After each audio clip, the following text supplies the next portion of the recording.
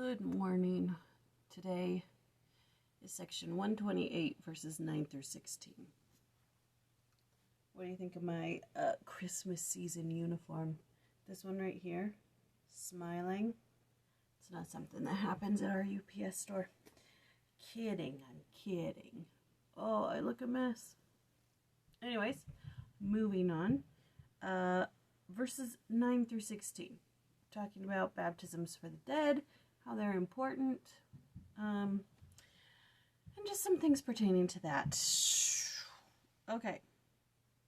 Joseph Fielding Smith gives a quote concerning verse 13 about how the baptismal font was instituted as a similitude of the grave. The Lord has placed the baptismal font in our temples below the foundation or the surface of the earth. This is symbolical. Since the dead are in their graves and we are working for the dead when we are baptized for them.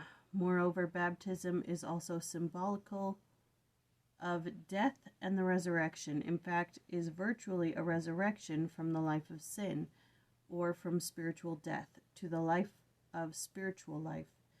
Therefore, when the dead have had this ordinance performed in their behalf, they are considered to have been brought back into the presence of God, just as this doctrine is applied to the living. Other ordinances of the endowment and sealings, therefore, do not have to be performed below the surface of the earth, as in the case of baptism. So,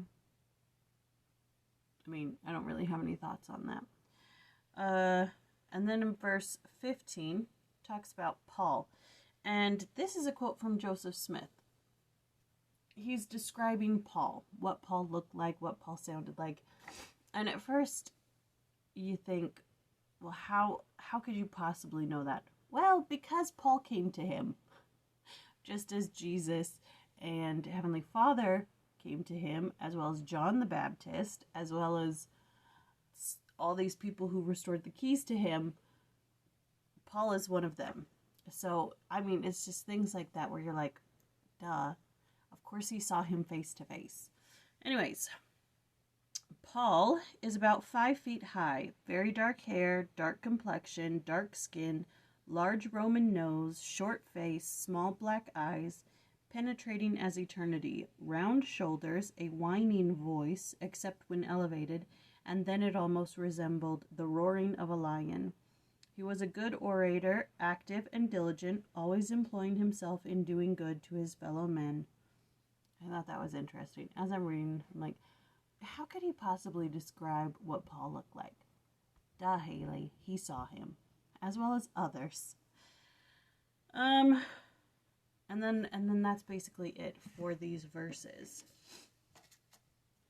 Tomorrow we will finish it up.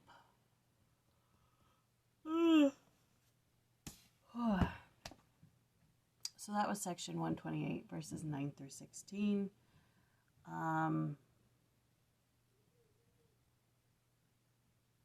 Yeah, that's all I got. All right. Love you. Talk to you later.